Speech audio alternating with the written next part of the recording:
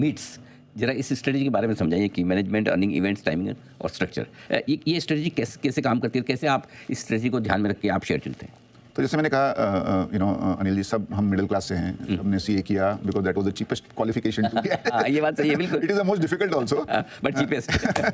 तो तभी जो अफोर्ड कर सके वो किया। राइट। उसके बाद थोड़े साल प्रैक्टिस भी किया, फिर थोड़े साल ब्रोकिंग भी किया, फिर रिलायंस म्यूचुअल फंड ज्वाइन किया। आई थिंक जैसे जैसे कैरियर बढ़ता गया, इंडियन इकोनॉमी भी इवॉल्व हुई, नंबर ऑफ कंपनीज भी बढ़ती गई, सेक्टर्स भी बढ़ते गए।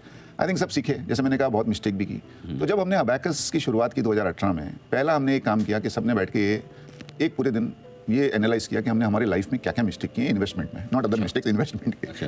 बोला लिख लो, और ये मिस्टेक्स को कैसे हम इंप्रूव कर सकते हैं और क्या हमको फ्रेमवर्क फॉलो करना चाहिए जिससे मिस्टेक मिनिमाइज हो जाए। तो आपकी ड्यूटी है, खराब किया उसके लिए सजा मिलनी चाहिए।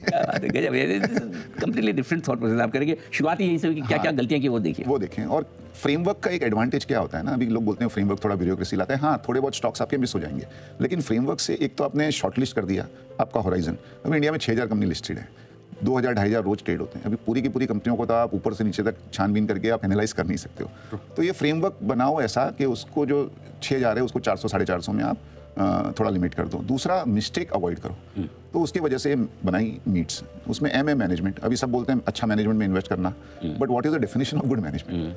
अभी कितने सारे मैनेजमेंट है जो 10 साल पहले सबको डाउट था, आज बहुत अच्छे हो गए, और वाइस वर्सा। करेक्ट। तो management is not someone who studied in Stanford और Wharton. Yes, that is good, but क्या है अच्छा मैनेजमेंट? तो हम तो बहुत एकदम ट्रेडिशनल हैं, जिसका डिसिप्लिन है इन कैपिटल डिप्लॉयमेंट। अच्छा, दैट इज गुड मैनेजमेंट। जो माइनॉरिटी शेयर होल्डर की सोचता है वो गुड मैनेजमेंट है। तो हम कोई भी कंपनी जहाँ पे 14-15% ROC ROE नहीं है, वो ज़्यादा करके हम नहीं इन्वेस्ट करते। अच्छा।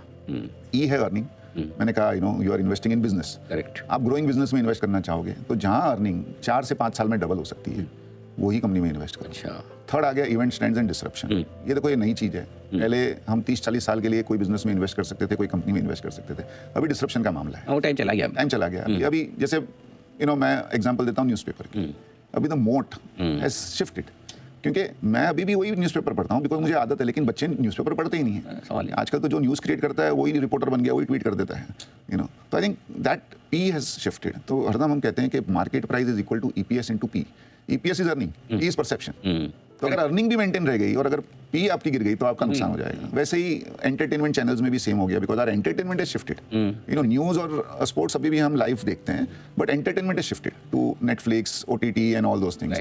या इवन पैसेंजर व्हीकल्स। अभी इंडिया में ठीक है, पैसेंजर व्हीकल की कंपनियां ठीक ठाक कर रही है, बट ग्लोबली आप देखो BMW, Mercedes, Volkswagen, Volvo, Stellantis सब 6-7 PE में ट्रेड होती है। और टेस्ला और BYD, डिस्पाइट जो भी हो रहा है टेस्ला के साथ में, दे trade at very high multiples because लोगों को लगता है कि डिसरप्शन हो गया, EV में से मूव हो जाएंगे। तो I think that is very important. T is timing, market time नहीं कर सकते हैं, but stock price and stock valuations is in your hand. Stock price और स्टॉक वैल्यूएशन की टाइमिंग कर सकते हो, बाजार की नहीं। तो best company is not necessarily the best stock. अभी आप पोर्टफोलियो देखोगे, आपके पोर्टफोलियो में बहुत अच्छी अच्छी कंपनियां हैं, लेकिन वो रिटर्न ही नहीं देंगे, तो क्या फायदा? और रिटर्न क्यों नहीं देंगे? Because stock is already discounting everything. तो हमने 4-5 साल पहले एक रिपोर्ट भी लिखी थी, बबल इन क्वालिटी। सब बोलते थे quality, yes quality is good, but at what price? So if something is trading at 70-80 PE और 5% ग्रोथ, 7% ग्रोथ, 2% ग्रोथ, तो कहाँ से अपने को पैसा देगा? तो I think that is something which is there. And last is structural. तो अगर आप देखोगे, meets is little conservative, but structural where we make exceptions, that there are sectors which can grow fast. वो आपको सस्ते नहीं मिलेंगे सर, तो वो थोड़ा बहुत आपको पोर्टफोलियो उसमें आपको एडजस्ट करना पड़ेगा। तो ये मीट्स फ्रेमवर्क है, अब तक तो चल रहा है, परफॉर्म भी कर रहा है, आगे देखिए क्या।